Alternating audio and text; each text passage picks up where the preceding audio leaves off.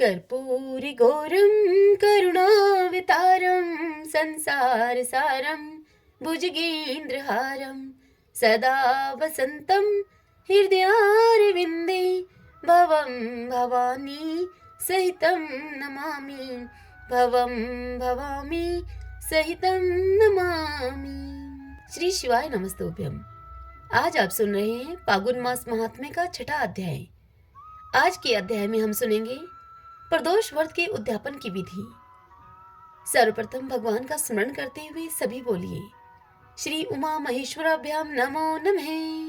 भगवान शंकर माता पार्वती की जय। पिछले अध्याय की कथा में हम सबने सुना था गुरु बृहस्पति जी इंद्र को महादैत्य वृत्रासुर का वध करने के लिए कहते हैं। तब इंद्र उनसे कहते हैं कि हे भगवान, इस समय मुझे इस प्रदोष व्रत के उद्यापन की विधि आप बतलाइए। अब आज आगे की कथा का श्रवण करें। बृहस्पति जी ने यह सुनकर कहा कि हे इंद्र, कार्तिक मास के आने पर शनिवार के दिन यदि पूरी त्रयोदशी हो तो वह व्रत की सिद्धि के लिए ग्राह्य है। आज वह तिथि स्वतः प्राप्त है। हमें इसमें चांदी का वृषभ बनवाना चाहिए। उस वृषभ की पीठ पर सुंदर सिंहासन रखना चाहिए। उस सिंहासन के ऊपर उमाकांत भगवान शिव की स्थापना करनी चाहिए। भगवान के 3 नेत्र, 5 मुख और 10 भुजाएं हों। उनके आधे अंग में सती साध्वी पार्वती का निवास हो। इस प्रकार उमा और महेश्वर की स्वर्णमय प्रतिमा बनवानी चाहिए।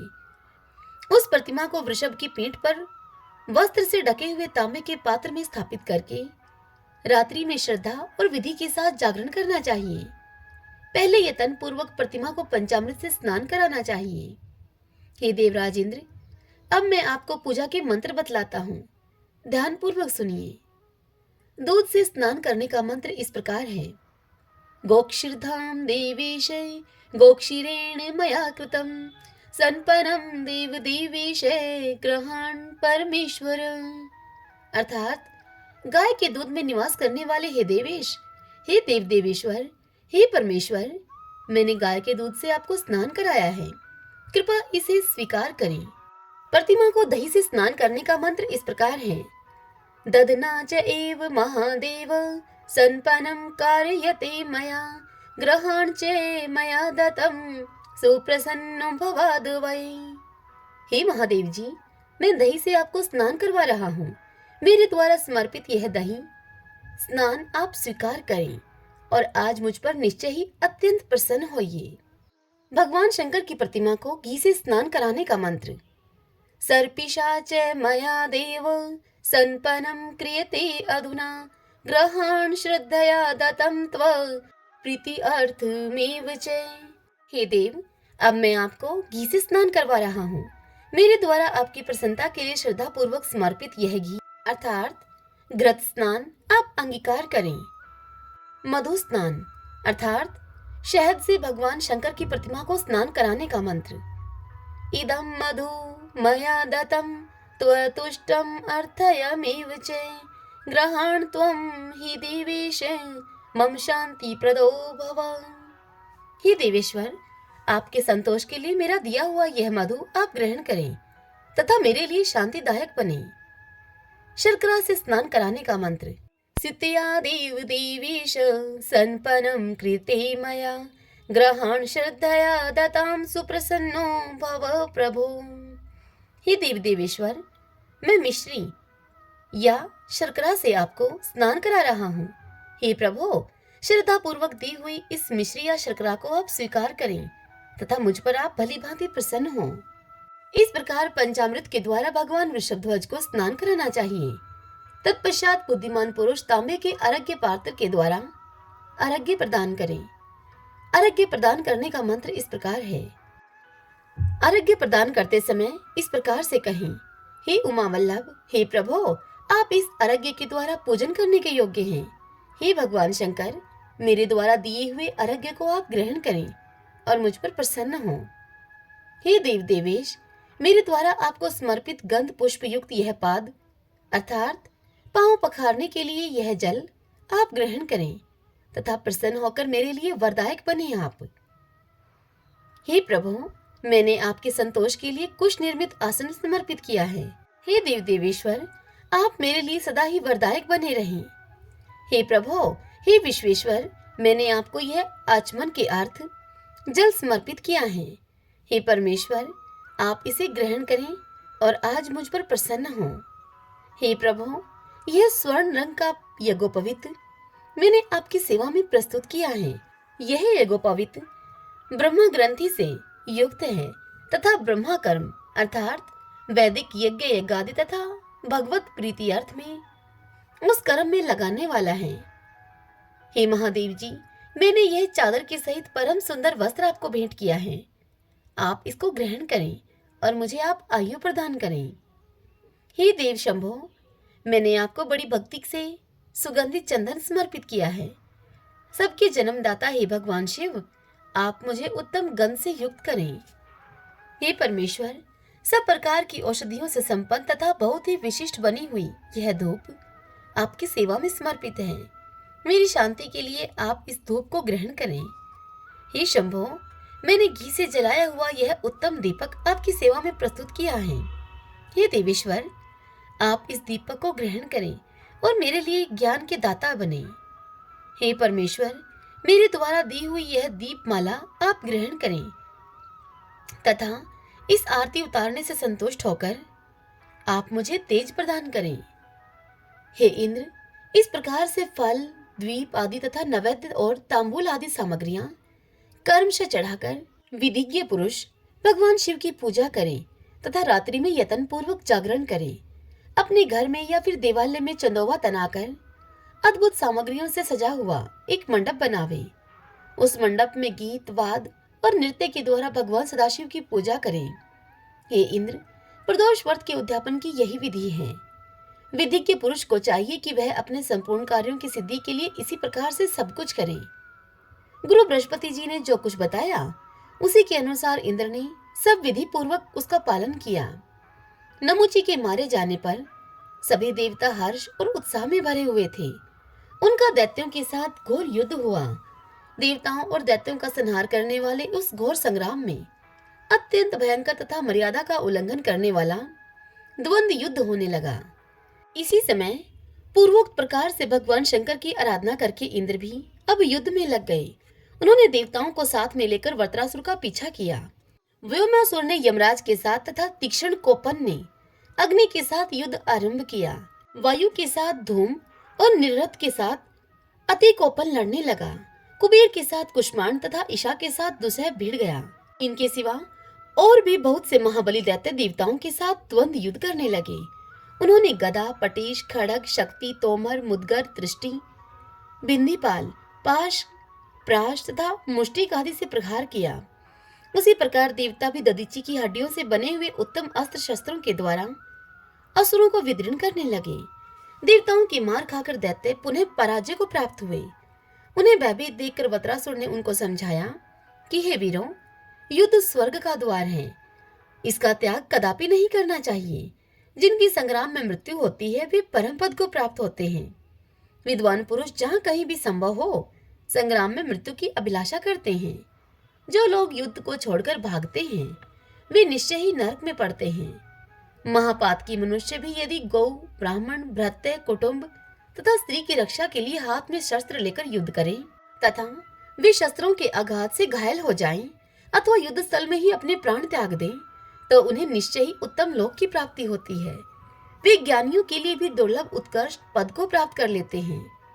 अतः तुम लोगों को अपने स्वामी के कार्य साधन में पूर्णतः तत्पर रहकर युद्ध करना चाहिए। वृत्रासुर के इस प्रकार समझाने पर असुरों ने उसकी आज्ञा को सिरोधार्य किया और देवताओं के साथ ऐसा घमासान युद्ध आरंभ किया जो कि संपूर्ण लोगों के लिए भयंकर था। इधर मारने की इच्छा से इंद्र को आते हुए देखकर वृत्रासुर ठहठहाकर हंस पड़ा और उसका वह अट्टहास इंद्र को भी भयभीत कर देने वाला था। वीर वृत्रासुर बड़ा ही तेजस्वी था। उस समय वह दैत्यों का अधिपति बना हुआ था। उसके मन में सर्वश्रेष्ठ इंद्र को निगल जाने की इच्छा हुई और वह बहुत बड़ा मुख फैलाकर अब इंद्र की ओर बढ़ा। समीप आने पर उसने ऐरावत हाथी, वज्र और किरीट के सहित इंद्र को सहसा निगल लिया और अब वह वृत्रासुर नाचने लगा और गर्जना करने लगा। पलक मारते मारते इंद्र वृत्रासुर के ग्रास बन गए। वहां उपस्थित रहकर यह दुर्घटना देखने वाले देवताओं में अब बड़ा हाहाकार मच गया। धरती कांप उठी, हजारों उल्कापात होने लगे तथा संपूर्ण चराचर जगत में अब अंधकार छा गया। उस समय सभी देवता चिंतामग्न होकर ब्रह्मा जी के पास गए और वृत्रासुर की सारी करतूत उन्होंने ब्रह्मा जी से कह सुनाई।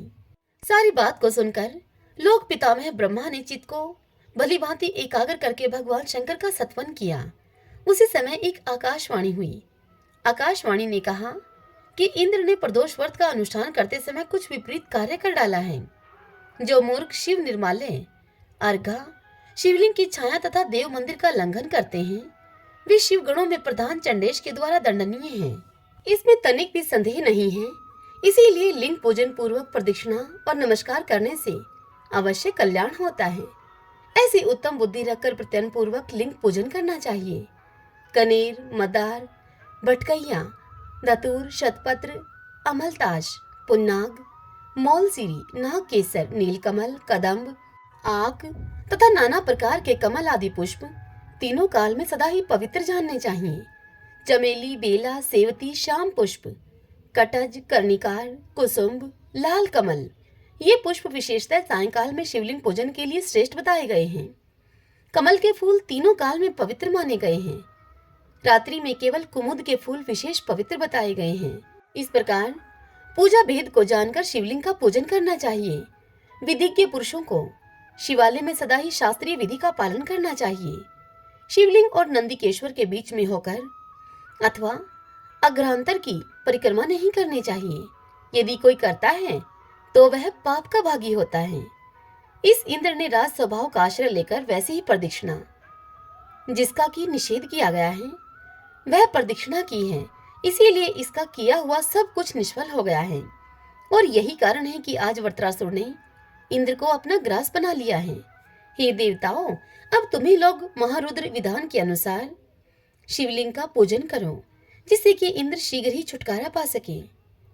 आकाशवाणी के कथन के अनुसार देवताओं ने प्रतिदिन भगवान शंकर का पूजन और दशांश हवन करना अब आरंभ किया। तब देवराज इंद्र भगवान शिव के प्रसाद से सहसा वृत्रासुर का पेट फाड़कर बाहर निकल आए। हाथी, वज्र, किरीट तथा कुंडल के सहित परम शोभा संपन्न महातेजस्वी इंद्र को देखकर सभी देवता, गंधर्व, अप्सरा, यक्ष तथा ऋषि मुनि बड़े ही प्रसन्न हुए। देवताओं की दुंदुभियां बज उठी, अनेकों शंख की ध्वनि होने लगी। इंद्र के संकट मुक्त होते ही समस्त देवलोक निवासियों में एक ही साथ महान हर्षो उल्लास छा गया। इंद्र जहां पर संकट मुक्त हुए थे, वहां सची देवी भी आ पहुंची। महर्षियों ने सची के साथ इंद्र का अभिषेक किया और सबने यत्न पूर्वक उनके लिए पुण्य वाचन किया। हे विप्रवरों, इस प्रकार जब महर्षियों ने इंद्र का अभिषेक किया, तब इस पृथ्वी पर अधिकाधिक मंगल उत्सव होने लगे। इंद्र के वज्र से विदीर्ण किया हुआ वृत्रासुर का अत्यंत अद्भुत शरीर कहीं गिरकर मेरुगिरी के शिखर की भांति सुशोभित होने लगा। उसी भूमि में ब्रह्म हत्या है, जहां पर वृत्रासुर का भयानक शरीर गिरा था। गंगा और यमुना के बीच में जो भूमि है, जिसे कि अंतर्वेदी कहते हैं, वह पुण्य भूमि बताई गई है। वह लोक पावन भूमि सर्वत्र प्रसिद्ध है। वृत्रासुर के वध से उत्पन्न होने वाली ब्रह्म हत्या जिस देश में प्रविष्ट हुई, वह देश पापी बताया गया है। उस मल भूमि में ही वृत्रासुर का महान मस्तक पड़ा था, जिसे कि इंद्र आदि देवताओं ने 6 महीनों में काटा है। इस प्रकार वृत्रासुर का वध करके इंद्र ने विजय प्राप्त की और वे सचीनाथ निर्भय होकर इंद्रासन पर विराजमान हुए। श्री शिवाय नमस्तुभ्यं, श्री शिवाय नमस्तुभ्यं। इस कथा को सुनाते हुए लोमश जी आगे कहते हैं कि हे मुनिवरों, इसी बीच में दैत्यों ने पाताल निवासी राजा बलि के पास आकर इंद्र की यह सारी चेष्टाएं सुना दी। उनकी इस बात को सुनकर उदार बुद्धि वाले विरोचन पुत्र बलि ने गुरु शुक्राचार्य से पूछा कि हे भगवान, इंद्र किस प्रकार हमारे अधीन हो सकते हैं। यह सुनकर गुरु शुक्राचार्य ने उत्तर दिया कि हे दैत्यराज बलि, तुम विषवजीत नामक यज्ञ करो। यज्ञ के बिना कार्य सिद्ध नहीं होगा। ऐसा ही करूंगा, इस प्रकार यों कहकर अपने गुरु से उनकी आज्ञा लेकर उनकी आज्ञा को सिरोधार्य करने के बाद दैत्यराज बलि ने यज्ञ करने का विचार किया। बलि का हृदय बड़ा ही उदार था। उन्होंने यज्ञ के लिए जो जो पदार्थ आवश्यक थे, उन सभी पदार्थों का प्रयत्न पूर्वक संग्रह किया। महामना शुक्र ने वह महायज्ञ अब आरंभ कराया। यज्ञ की दीक्षा लेकर राजा बलि ने अग्निदेव को भविष्य से तृप्त किया। विधि पूर्वक यज्ञ कर्म के द्वारा जब अग्निदेव को आहुति दी जा रही थी, उसी समय अग्नि में से बड़ा ही अद्भुत रथ प्रकट हुआ। उस रथ में 4 घोड़े जुते हुए थे, अनेक ध्वजा फहरा रहे थे। वह महान कांतिमान रथ भांति भांति के शस्त्रों से संयुक्त होकर और अनेक अनेक अस्त्रों से अलंकृत था। रथ प्रकट होने के बाद शुक्राचार्य की आज्ञा लेकर बलि ने अव्रत नामक स्नान किया। फिर उस रथ की पूजा करके राजा बलि उस रथ पर आरूढ़ हुए और दैत्यों की सेना को साथ में लेकर इंद्र से युद्ध करने के लिए तत्काल ही स्वर्गलोक में जा पहुंचे। देवपुरी को दैत्यों के द्वारा घिरी हुई देखकर वह श्रेष्ठ देवता बहुत देर तक परस्पर विचार करके गुरु बृहस्पति जी से यूं बोले। देवता गुरु बृहस्पति जी से बोले कि हे महाभाग, अब हम क्या करें? दैत्यों के प्रधान प्रधान वीर युद्ध की इच्छा से यहाँ आ पहुंचे हैं। उन सभी देवताओं की यह बात सुनकर गुरु बृहस्पति जी ने उनसे कहा कि देवताओं, ये दैत्य लोग अभी अभी यज्ञ समाप्त करके शुक्राचार्य की आज्ञा लेकर यहाँ पर आए हैं। ये सभी इस समय तपस्या और पराक्रम के द्वारा अजय हैं। अपने गुरु का यह वचन सुनकर संपूर्ण देवता अब लज्जित हो गए। इंद्र की भी बुद्धि अब काम नहीं दे रही थी। वे गुरु की फटकार पाकर लज्जायुक्त और चिंतामग्न हो गए। सब देवता अब भय से व्याकुल होकर कश्यप जी के पवित्र आश्रम पर गए। वहां पर उन सभी ने माता अदिति से दैत्यों की सारी चेष्टाएं कह सुनाई। वह अप्रिय समाचार सुनकर पुत्र वत्सला अदिति ने कश्यप मुनि से कहा, हे महर्षि, देवताओं पर बड़ी भारी विपत्ति आई है। आप मेरी बात सुने और सुनकर उसके लिए कोई उपाय करें। हे प्रजापति, देवता अमरावतीपुरी को छोड़कर अब आपके आश्रम में आए हैं। आप उन सब की रक्षा करें। देवी अदिति की इस बात को सुनकर कश्यप मुनि ने कहा, हे भामिनी, इस समय असुरों का क्षय अर्थात नाश बड़ी भारी तपस्या के द्वारा ही हो सकता है। देवताओं की कार्य सिद्धि बहुत ही शीघ्र नहीं हो सकती। हे महाभागे, मैं तुम्हारे मनोरथ की सिद्धि के लिए यह व्रत बतला रहा हूँ तुमसे। हे शुभे, इसे प्रतन पूर्वक शास्त्रोक्त विधि के अनुसार तुम करो। हे देवी, भाद्रपद मास में दशमी तिथि को मनुष्य संयम नियम के साथ पवित्रता पूर्वक रहकर भगवान विष्णु की प्रसन्नता के लिए एक भुक्त व्रत करें, अर्थात एक ही बार भोजन करें। हे सुंदरी, भगवत भक्तों को चाहिए कि वे संपूर्ण मनोवांछित वरों के ईश्वर साक्षात श्रीहरि की प्रार्थना करें। प्रार्थना का मंत्र इस प्रकार से है, हे नाथ, मैं आपका भक्त हूँ और दशमी से लेकर 3 दिन तक व्रत करना चाहता हूँ। हे विष्णु, इसके लिए आप मुझे आज्ञा दें।